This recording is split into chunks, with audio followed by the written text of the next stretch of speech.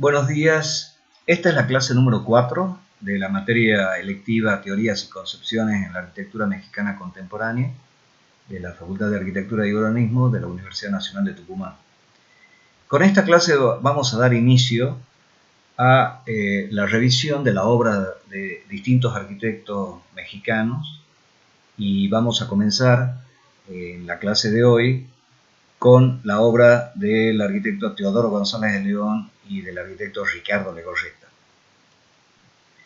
Luego vamos a continuar en las próximas clases viendo la obra de los arquitectos Felipe Leal, Enrique Norten, Alberto Kalach y por último la obra del arquitecto Mario Lasso.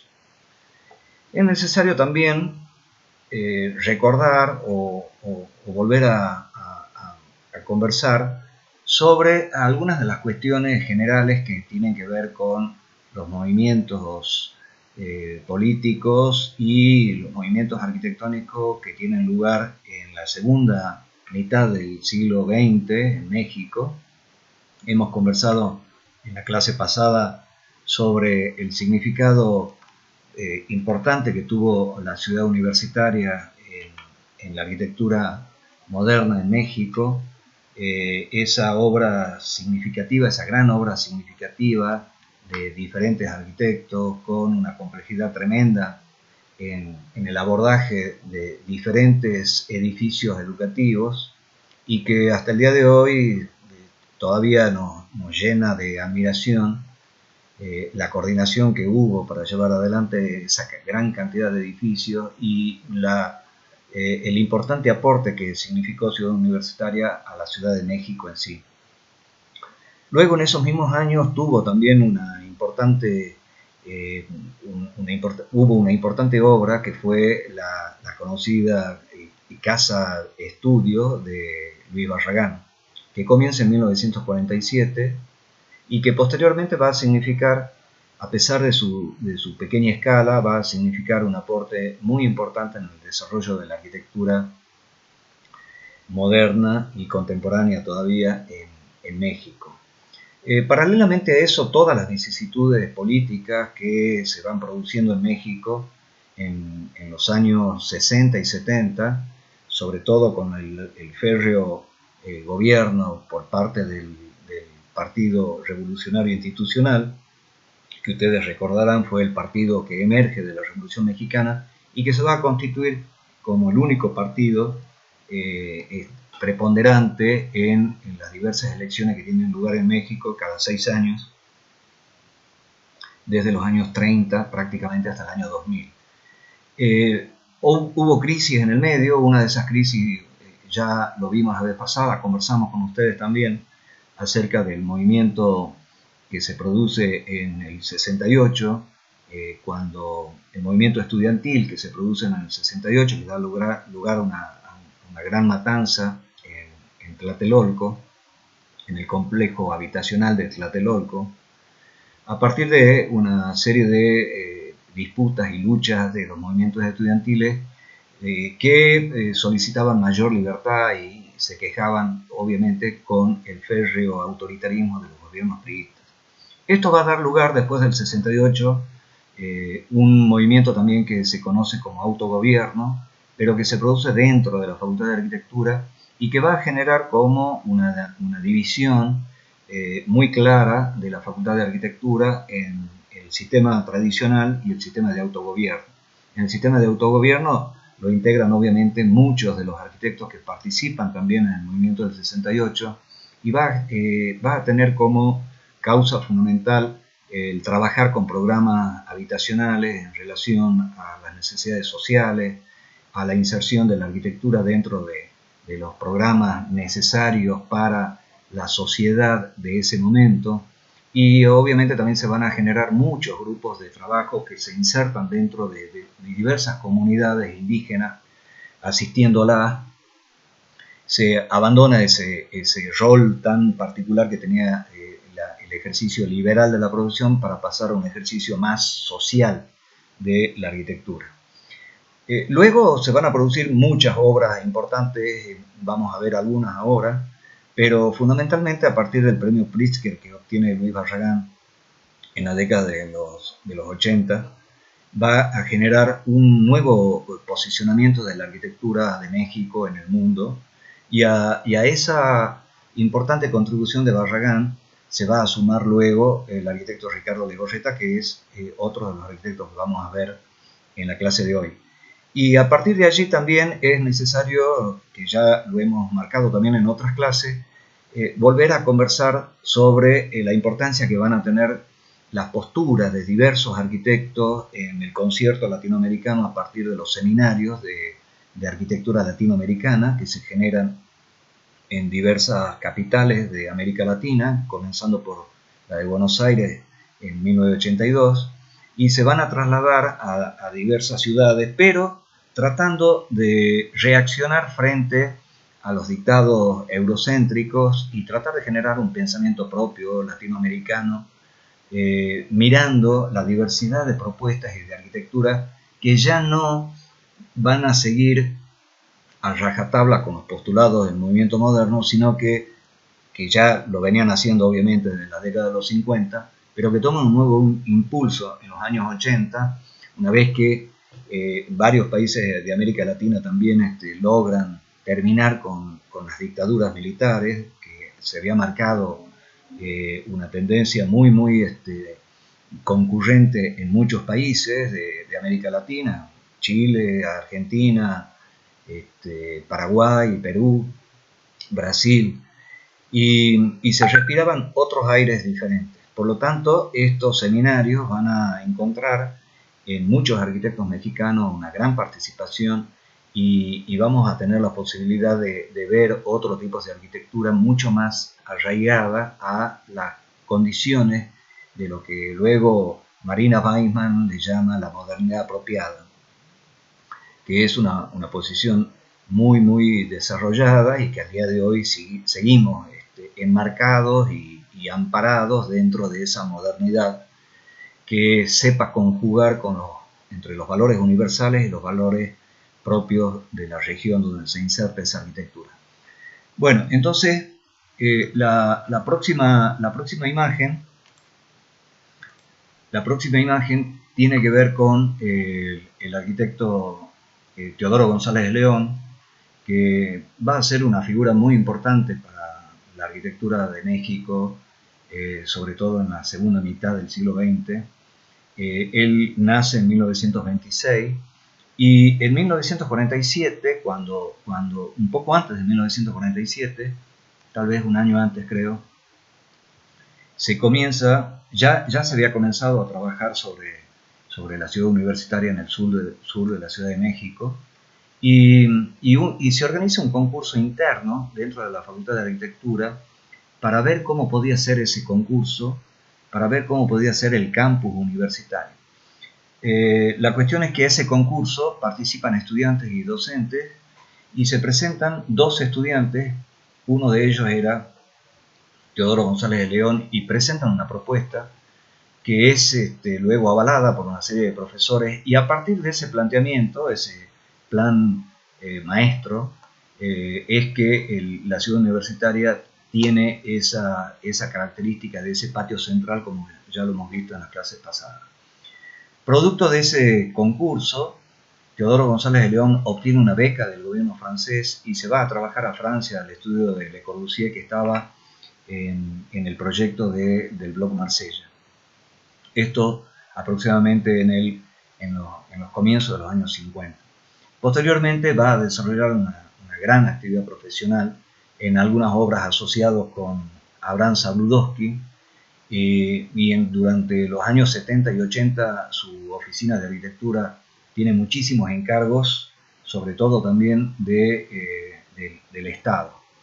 En estas imágenes, que yo las extraje de una revista de arquitectura mexicana, vamos a ver el Colegio de México, una de sus obras más características, pero en estas imágenes lo que me interesa mostrarles son los croquis y dibujos de Teodoro González de León, en donde en este caso, por ejemplo, este es un hotel, la arquitectura, el partido arquitectónico, la búsqueda de un partido de este hotel, que acá se ve la imagen final propuesta de ese esquema de anteproyecto, pero se ven las distintas, esto lo utilizamos también en las clases de taller, se ven las distintas propuestas con distintas formas, pero absolutamente ordenadas en líneas horizontales y verticales, de suerte tal que se puede establecer como una especie de método comparativo, crítico, de proyecto, en donde rápidamente uno puede evaluar situaciones y condiciones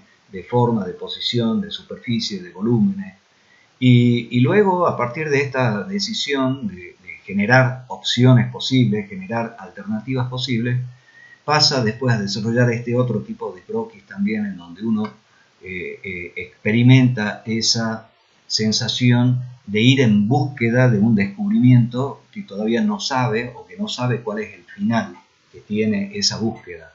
Entonces son dibujos que uno no los entiende muy bien, son propios de Teodoro, algunos serán plantas, otros serán cortes, otros serán elevaciones, pero ese valor del reencuentro entre el arquitecto que encuentra a su propio proceso, sabe cómo generar un proceso adecuado, un proceso interesante, un proceso explorativo para poder llegar a la obra de arquitectura. Esto es lo que le quería mostrar con esas imágenes. Y en este caso es una obra muy interesante de Teodoro González de León de los años 70, en donde vamos a ver las características de su obra en general.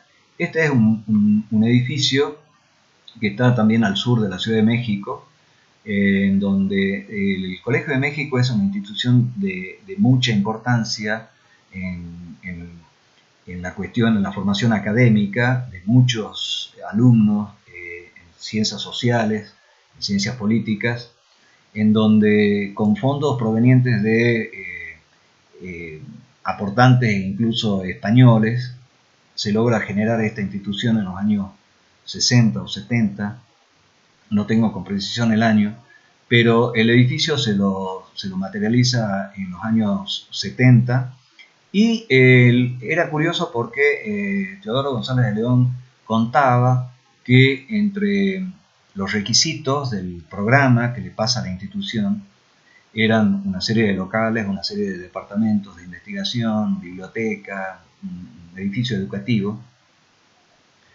pero que al final la propuesta que ellos hicieron, el programa marcaba un elemento fundamental del edificio, que era el patio central.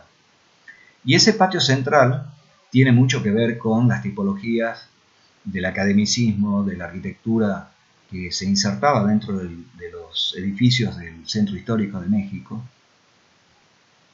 El patio como elemento aglutinante, como el elemento central, y donde alrededor de él se van dando una serie de locales. Y él retoma esa idea de patio, pero ese patio unido hacia el espacio público.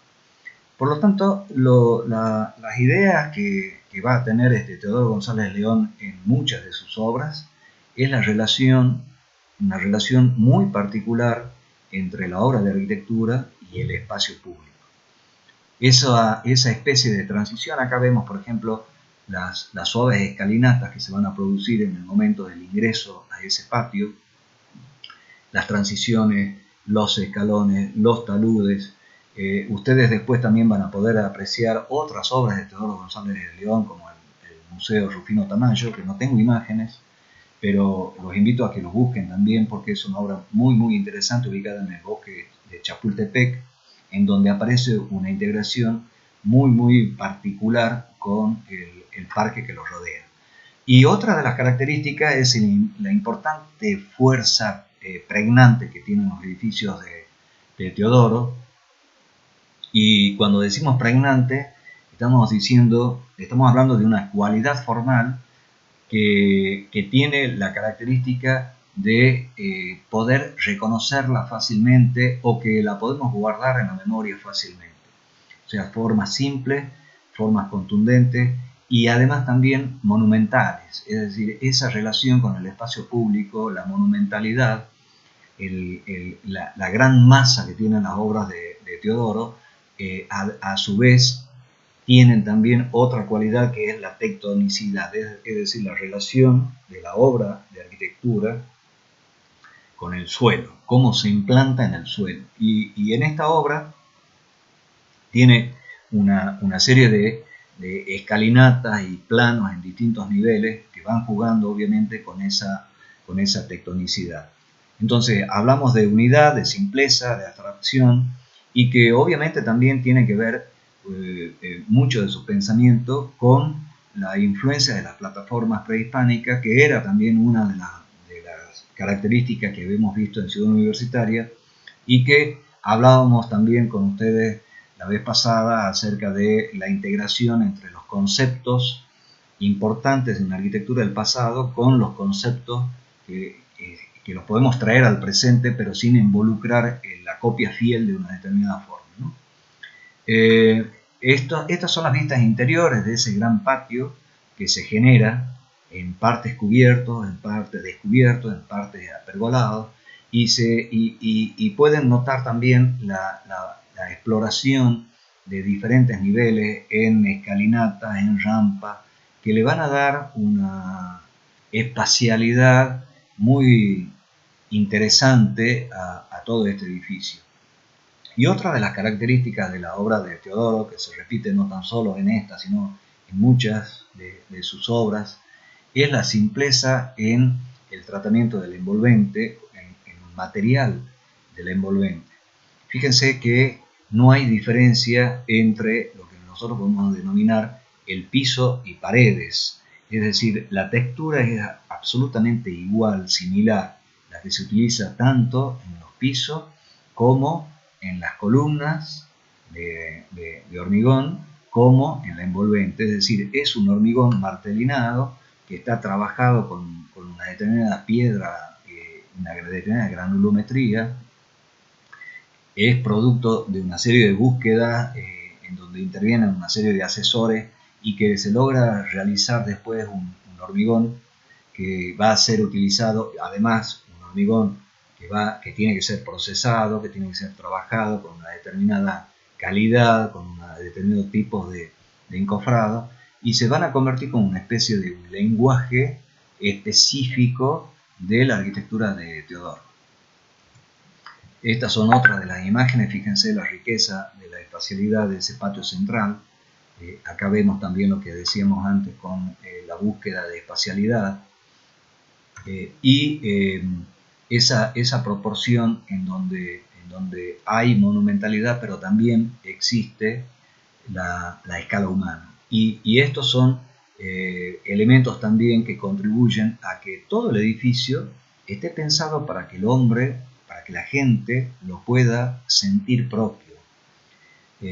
¿Eso qué significa? Sentir propio significa que muchos estudiantes se reúnen en estas escalinatas. Acá hay algunos que se sientan en partes del edificio. Un muro no tan solo es un muro, no es un barandal, sino que es un asiento. La gente se puede sentar, lo hace suyo al edificio.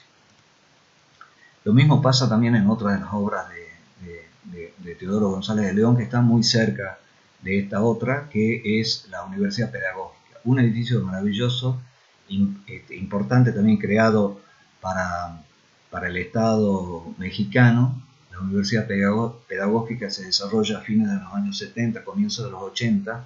Esta es la planta de conjunto. Y también acá aparece esa idea de generar un patio lineal que se va abriendo, que va generando como una trama, y se va a producir por este lado el acceso que es como una especie de gran raja. Este acceso está en esta punta. En esta gran raja que va a generar el ingreso a ese gran patio que se da en el interior. Y en ese patio aparecen de nuevo las escalinatas, aparecen de nuevo la vegetación, aparece el espacio público que se conecta, que se integra con el espacio privado, y la gente que participa de ese espacio permanentemente, tanto conversando, reuniéndose, hablando, buscándose entre ellos. Es decir, que la sensibilidad que tiene Teodoro en ese sentido formal de saber encontrar una escala humana dentro de ese monumentalismo. Nótese que esta es una pasarela de una tira del edificio a otra, este es un núcleo de circulación. Nótese cómo están trabajadas las carpinterías, cómo están trabajados los aventanamientos, muy simples, con muy pocos materiales. Un edificio de educación tiene que tener una simpleza en el tratamiento, una gran racionalidad en carpintería, en elementos de arquitectura. Esta es otra vista también de esa escala monumental, que en este caso se abre como un gran vano para permitir la visual a este otro espacio verde. Como volvemos a ver en esta imagen, aparece esa idea de la gente que se apropia del espacio, ¿no? Los grandes bancos que sirven para hacer las tareas, para encontrarse, para esperar. Esta es una de las últimas obras de Teodoro en México. Este es del año 2007, en donde ya hay una diferencia. Se va a abandonar ese hormigón tan pesado, tan rústico, y va a pasar a elaborarse una arquitectura mucho más liviana, mucho más fluida. Un tanto se ponen en sintonía con diversas obras y tendencias ya de la arquitectura de comienzo del siglo XXI. Este es el MUAC, el Museo de Arte Contemporáneo. Está ubicado en la zona cultural de Ciudad Universitaria. Un edificio también que tiene ese carácter icónico de mucha pregnancia, de mucha fuerza visual. Y uno de los últimos proyectos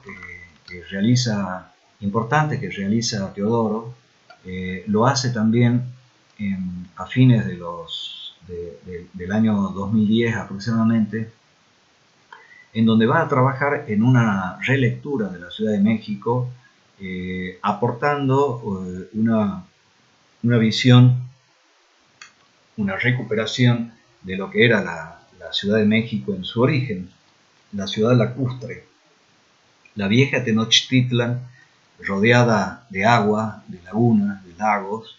Ellos creen, junto con Alberto Kalach, que fue el otro arquitecto que trabaja en este proyecto, hacen una serie de estudios, una serie de propuestas que obviamente no van a tener efecto, pero es importante esa visión de una ciudad que quiere recuperar esa vieja idea de la ciudad lacustre, ¿no?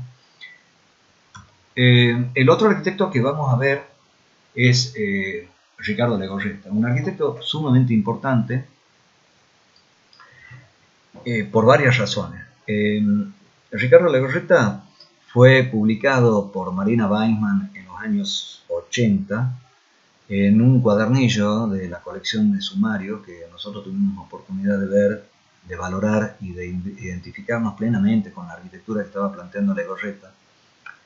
Pero luego, al analizar más prudentemente su obra y tomar en cuenta una serie de aspectos que tienen que ver con su formación, nos encontramos con que Ricardo Legorreta tiene esa gran influencia a partir del gran oficio con el que él se forma, al igual que Teodoro González de León, porque estos arquitectos se formaron, además de sus estudios universitarios, se formaron con grandes arquitectos. Teodoro González de León trabajó con Obregón Santacilia, con Mario Pani. El caso de Ricardo Legorreta se formó con José Villagrán, fue discípulo de José Villagrán.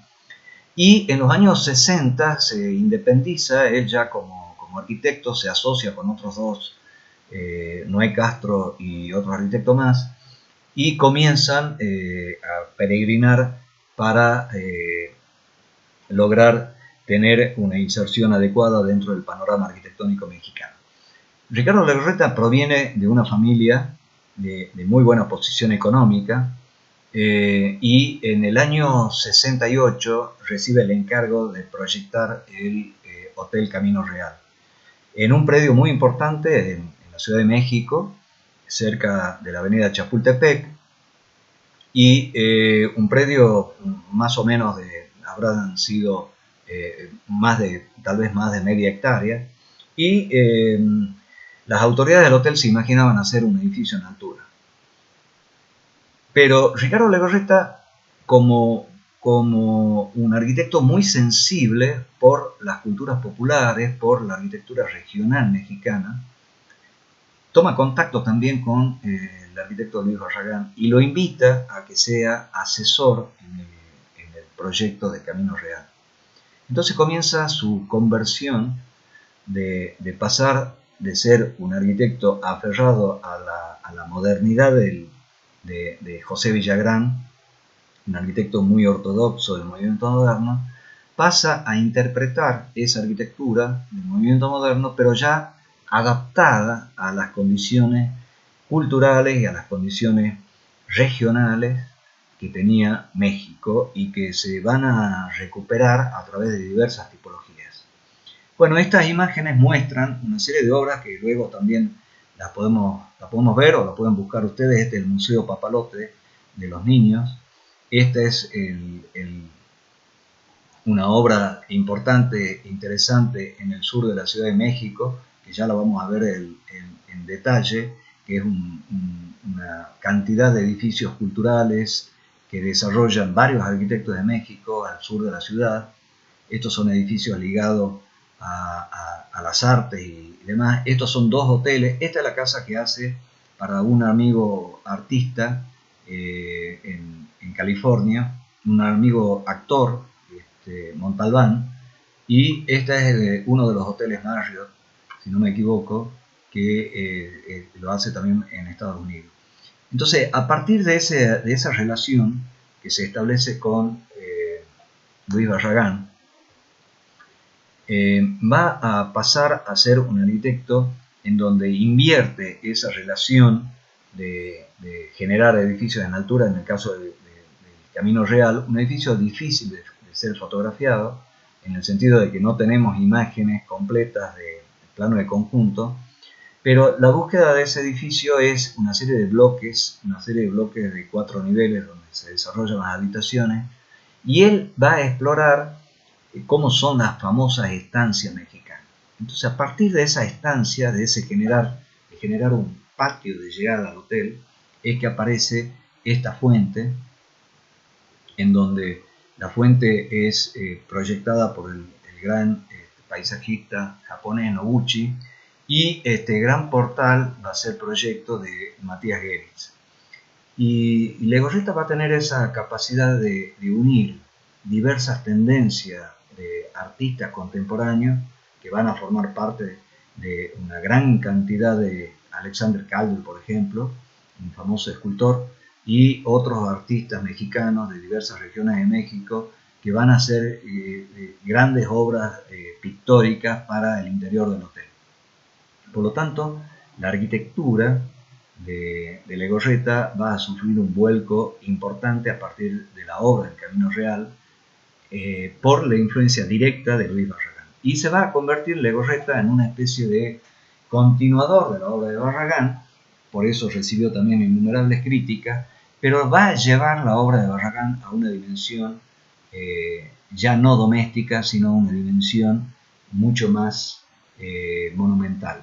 Este es uno de los espacios maravillosos del interior del hotel del Camino Real, donde aparece ese juego de luz, el azul añil, que fue un color muy particular en la obra de Luis Barragán también. Este es el Solana Marriott.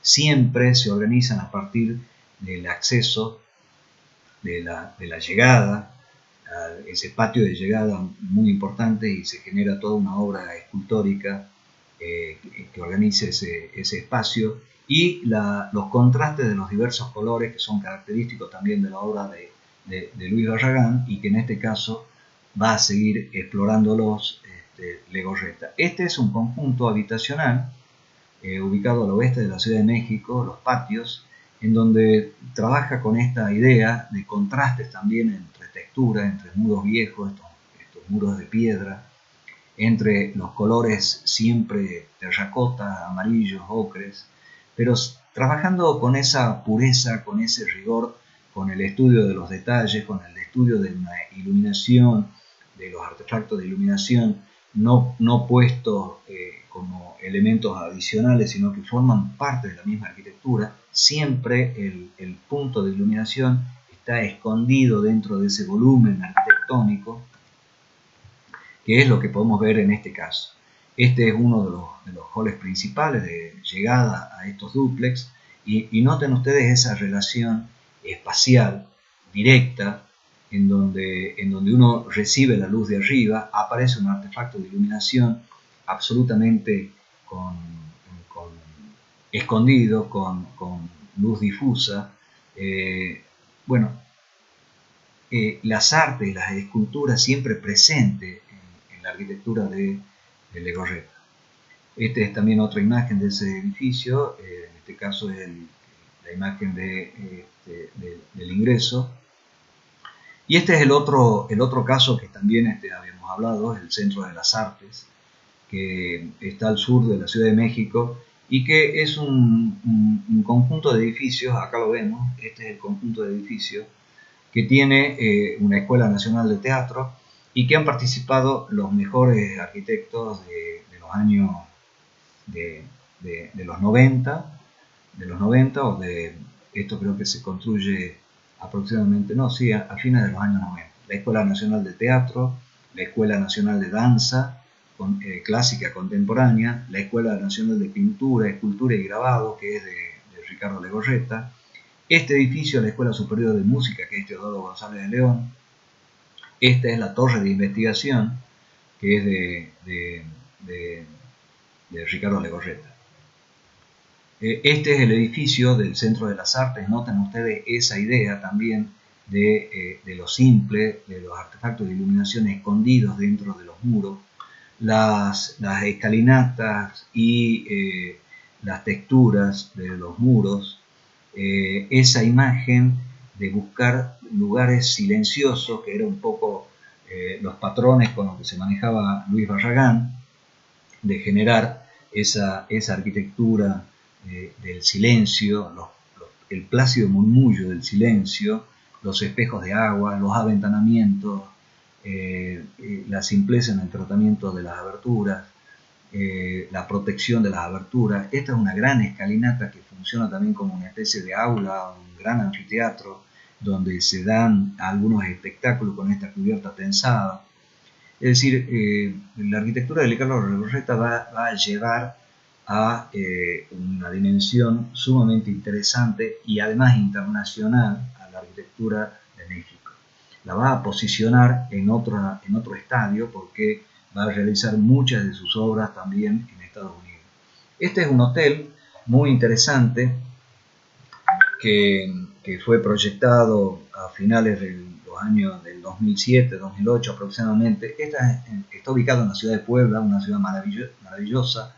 Está muy cerca del DF, puesto que acá está el volcán, el Popocatépetl y el Iztaccíhuatl, dos grandes volcanes que rodean a la Ciudad de México. O sea que cruzando esto se puede llegar a la Ciudad de México. Esta es la ciudad de Puebla, un trazado muy cuadricular, y esta es una de las calles, una arquitectura hermosísima tiene Puebla. Y esto es Cholula, que está muy cerca, un pueblo muy interesante, donde está la pirámide, la mayor pirámide de Latinoamérica, que es esta. No está excavada totalmente, se la descubrió y se hicieron excavaciones. Actualmente se están haciendo excavaciones en este sector.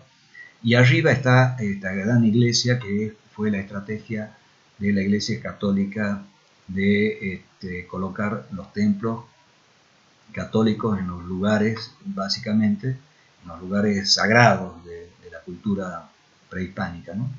Entonces, el hotel El Purificador era una vieja fábrica de soda, en donde fue recuperado, un hotel que estaba en ruinas. Está ubicado en una zona muy interesante también, donde está un edificio de Sordo Magdaleno, que es el Centro de Convenciones de Puebla. Es una calle peatonal que se llega, y aparecen estos grandes espacios abiertos, la gran escalinata, el espacio con fuego incluso, del hall de llegada. En la cubierta hay una gran piscina donde se puede observar también el campanario de una iglesia que está por detrás.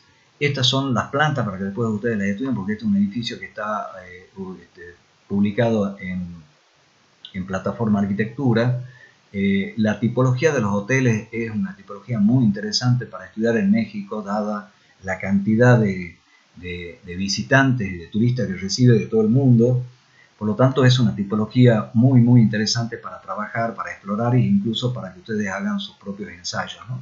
Esta es la calle peatonal que yo les decía, este es el centro de convenciones, es una calle peatonal semicubierta, y acá está el corte donde se llega al hotel purificador. Este es el hall de llegada, esta es la escalinata, y estas son las habitaciones, un hotel pequeño, un hotel boutique. Otras imágenes del hotel. Noten la rusticidad de los materiales, una calidad y un desarrollo muy interesante en el diseño de las habitaciones. Nótese que este es el placar. El placar son como 3 placas de vidrio puestas absolutamente transparentes, algo que es muy interesante como nuevo aporte a la arquitectura hotelera. Y con esto damos por finalizado la clase de hoy, para ver en la clase siguiente, ya la clase número 5, en donde vamos a ver a los arquitectos Leal y Norte. Muchas gracias.